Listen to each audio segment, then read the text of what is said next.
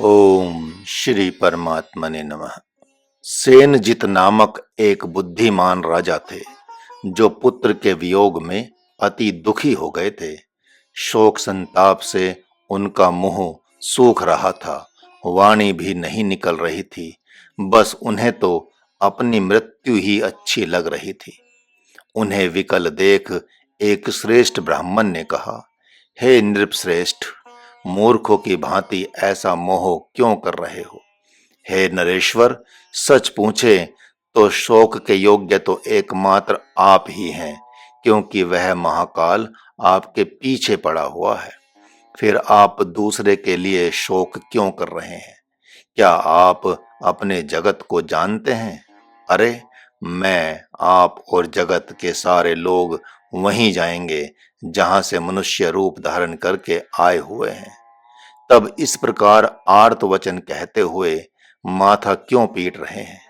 क्या वह आपके साथ आया था जिसका आज नाश हो गया है?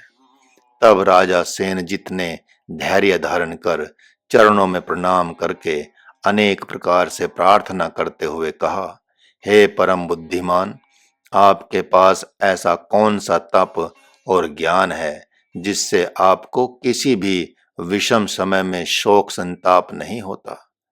तब ब्राह्मण देवता ने बड़े प्रेम पूर्वक कहा कि हे सेनजित राजन, सावधान होकर सुने। सारा जगत घर द्वार को अपना मानकर नाना प्रकार के कल्पित खोटे कर्मों को करता रहता है, किंतु मैं तो इस शरीर और धरती को अपना मानता ही नहीं, बल्कि ऐसा समझता हूँ कि जिस प्रकार ये सब मेरे हैं उसी प्रकार औरों के भी हैं। अतः मेरी बुद्धि कभी भी शोक संताप नहीं करती। भले ही मेरा शरीर, धन तथा घर सब चला जाए। मैं तो समझता हूँ कि जिस प्रकार दो लकड़ियां सागर में मिल जाती हैं और पुनः थोड़े ही समय में बिछुड़ जाती हैं, उसी प्रकार यहाँ पर सबका मिलन होता है तथा कुछ समय बाद साथ रहकर पुनः सबका वियोग हो जाता है। इसी प्रकार हित मित्र, पुत्र पौत्र, माता पिता और भाई आदि का कुछ काल के लिए मिलन होता है तथा यथा समय सबका वियोग हो जाता है। किंतु बुद्धिमान पुरुष आत्म स्वरूप में ही रत रहते हैं, किसी से भी विशेष प्रेम नहीं करते। कोई जीवात्मा अज्ञात देश से आकर आपका पुत्र बन गया था और पुनः कहीं अज्ञात देश को चला गया। न तो वह आपको जानता था और न आप ही उसे जानते थे। फिर उसे अपना मानकर शोक क्यों कर रहे हैं? हे प्रिय, आप उसके क्या लगते हैं जिससे आपका मन ऐसा विकल हो रहा है? विषय की आशा से जगत व्याकुल हो रहा है। यथार्थ में उसी को ज्ञानियों ने दुख कहा है। उस दुख का नाश ही सुख कहा जाता है और उसी सुख से पुनः दुख का आना माना जाता है। इस प्रकार इस संसार में बारंबार सुख एवं दुख चक्र की भांति घूमते रहते हैं।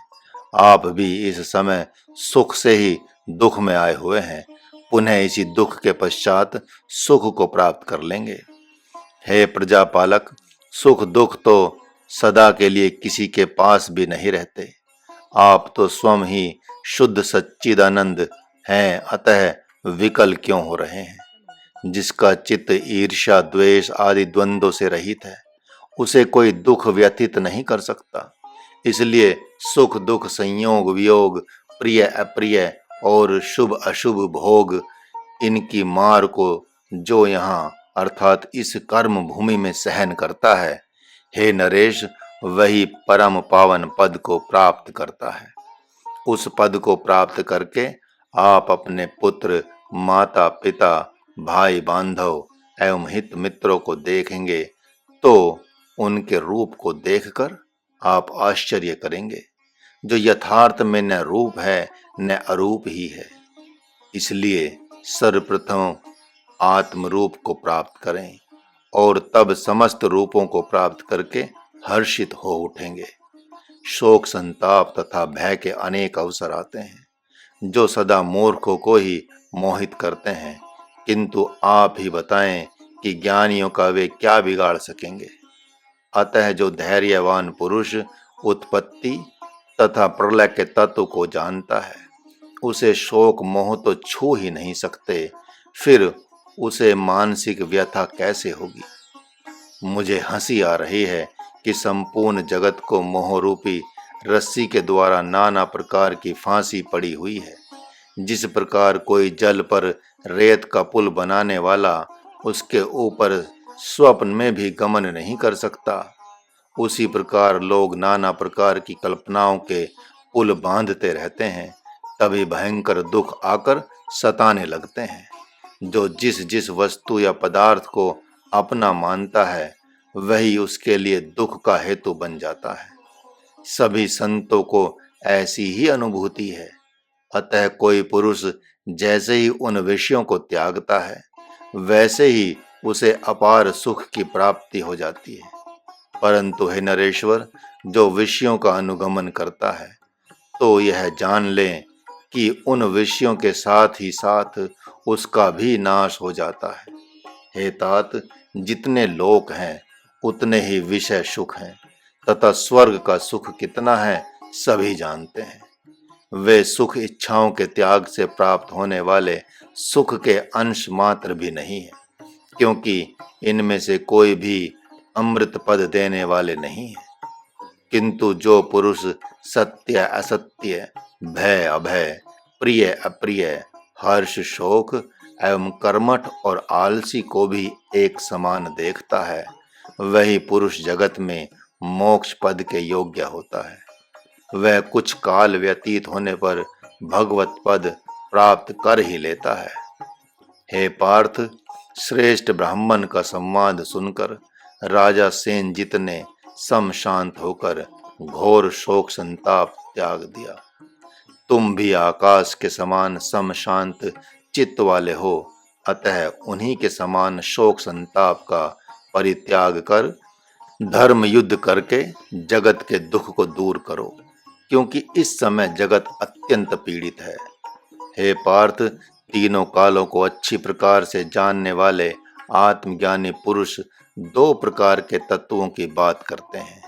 वह यह कि किसी काल में असत का अस्तित्व नहीं है, तथा ठीक इसके विपरीत तीनों कालों में सत्य का अभाव भी नहीं है, अर्थात उसी की सत्ता है। इंद्रियां, उनके विषय सर्दी गर्मी तथा सुख दुख आदि द्वंद्वों का कहीं वास स्थान अर्थात कारण नहीं है। इनमें पल पल बदलाव होता रहता है, अतः ये माया के विकार हैं, ऐसा समझो। हे भारत, जिस प्रकार वस्त्र में से नाम एवं रूपों को निकाल दिया जाए तो वहां केवल सूत ही शेष दिखेगा, उसी प्रकार जगत से नाम और रूप निकाल दिया जाए तो मात्र माया रहित ब्रह्म ही बचा रह जाएगा। वास्तव में सबका कारण एकमात्र उपमा रहित ब्रह्म ही है, क्योंकि कारण के बिना न कोई नाम रहता है और न कोई रूप, अर्थात नाम और रूप तो विकार मात्र हैं। जैसे भ्रम से ठूंठे पेड़ में प्रेत की प्रतीति असत है, ऐसे ही समस्त दृश्य जगत असत है। अतः सर्वप्रथम तुम जिन लोगों के कारण युद्ध करना नहीं चाहते हो, सजग होकर उनमें से भीष्म और द्रोण इन दो नामों का त्याग कर उन्हें शरीर में से रक्त मांस हड्डी एवं त्वचा को पृथक पृथक कर दो, और तब आचार्य द्रोण एवं भीष्म पितामह की खोज करो कि उन धातुओं में से ये कौन है, क्योंकि शरीर रूपी पिंड का कारण तो ब्रह्मांड है, अतः समस्त धातु उसके हुए, तथा ब्रह्मांड का कारण परम सामर्थ्यशाली निर्गुण निराकार सच्चिदानंद घन ब्रह्म है। अब इन दोनों गुरुजनों के कारण को तुम ही बताओ, जिससे तुम्हारे शोक संताप का निवारण हो। महात्मा अर्जुन देवताओं के रक्षक भगवान की बात सुनकर चकित हो उन्हें देखने लगे, क्योंकि उनके अमृतमय वचनों को सुनने से उन्हें तृप्ति नहीं हो रही है। उधर राजा धृतराष्ट्र दुखी होकर कह रहे हैं कि हे संजय, अब तो तुम्हें मानना पड़ेगा कि ये मधुसूदन अपने हठ पर उतर आए हैं।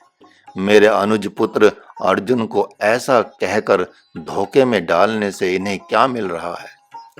तब संजय ने कहा, हे राजन, सद्गुरु का उत्तम धर्म तो यही है कि वह शिष्य को धोखा नहीं देता, अपितु जो सत्य है उसी को सदा उसके सामने कहता है। जब आपके अनुज पुत्र अर्जुन ने इन्हीं से दीक्षा ली है तो ये सत्य को किससे जानने जाएंगे। हे प्रजा रक्षक, आप ही बताएं कि बर्फ का कारण क्या है। तब धृतराष्ट्र ने कहा कि संजय, इस बात को मैं भी जानता हूं कि जल से ही उसकी उत्पत्ति है, इसलिए वही उसका कारण है। हे राजन, उस बर्फ में से यदि मैं जल निकाल लूं तो आप विचार कर कहें कि बर्फ अर्थात आकृति और नाम सहित कहाँ चली गई। तब धृतराष्ट्र ने कहा, हे प्रिय संजय, जल ही संगठित होकर बर्फ जैसा प्रतीत होता है, अतः उसके निकलते ही उसका अस्तित्व समाप्त हो जाता है। हरि ओम।